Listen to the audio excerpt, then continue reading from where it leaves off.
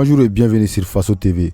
Si vous êtes nouveau sur la chaîne, abonnez-vous et n'oubliez pas d'activer la cloche de notification pour ne rater aucune de nos nouvelles vidéos. Mali, la mission de l'ONU quitte son camp à Kidal, aussitôt récupérée par les rebelles.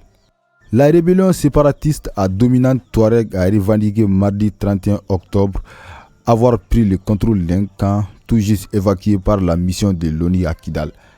Cette ville stratégique au nord du Mali représente un enjeu majeur de la bataille pour le terrorisme entre l'État central et les groupes armés.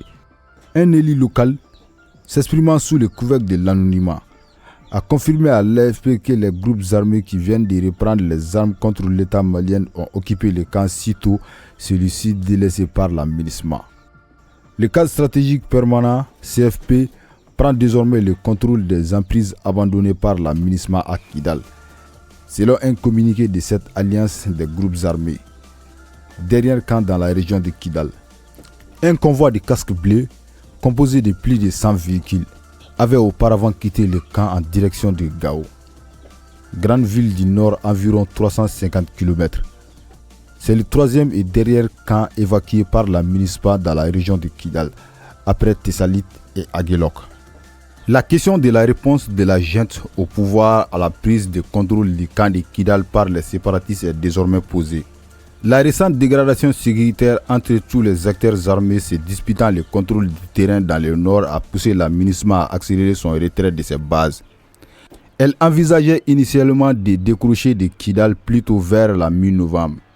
La vaste et délicate opération d'évacuation de Kidal était anticipée depuis des semaines comme la plus inflammable de celles conduites par la MINUSMA depuis août. Départ accéléré des soldats tchadiens de la MINUSMA. Région historique rebelle. Kidal est en effet sous le contrôle de la rébellion à dominante Touareg.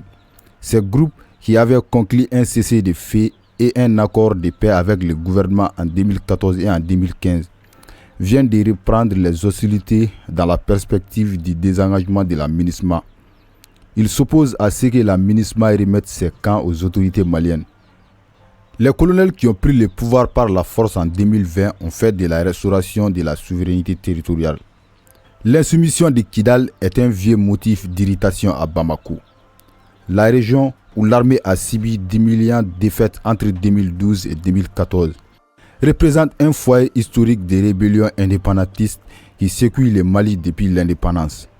L'armée malienne a dépêché le 2 octobre un important convoi en direction de Kidal en prévision du départ de la MINUSMA.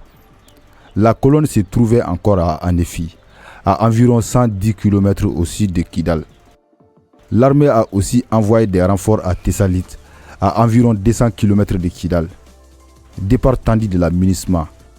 Kidal est le 8e camp que la MINUSMA quitte depuis août dans le nord et le centre, sur une douzaine. La junte a réclamé et obtenu du Conseil de sécurité de l'ONU en juin. Après des mois de dégradation des relations avec la MINUSMA, le départ de la mission déployée début 2013. La junte a affirmé l'échec de la mission et donné l'instrumentalisation de la question des droits humains. Interdiction des vols de l'ONU. La MINUSMA, dont les effectifs ont tourné autour de 15 000 soldats et policiers et dont plus de 180 membres ont été tués dans des actes hostiles, est censée être partie d'ici au 31 décembre. Des responsabilités onusiennes admettent que l'évacuation des camps de la région de Kidal est encore plus compliquée que prévu. Du fait des tensions qui menacent des personnels, mais aussi des entraves mises par la junte. En même temps que les séparatistes reprenaient les combats, le groupe de soutien à l'islam et aux musulmans, GESIM, alliance djihadiste affiliée à Al-Qaïda, a multiplié les attaques contre les positions de l'armée, profitant des circonstances pour affermir son emprise et poursuivre le combat contre l'État et toute présence étrangère. La MINUSMA, qui avait fait en sorte au départ de remettre ses camps aux autorités maliennes, part désormais sans le faire. Elle se plaint de la non-délivrance d'autorisation de vol qui la force à entreprendre de longues et dangereux trajets par la route en s'exposant aux attaques et aux engins explosifs improvisés des djihadistes. Elle rapporte aussi les obstructions faites au déplacement de ces convois et dit avoir dû détruire ou mettre hors d'usage des équipements faute d'avoir pu les emporter.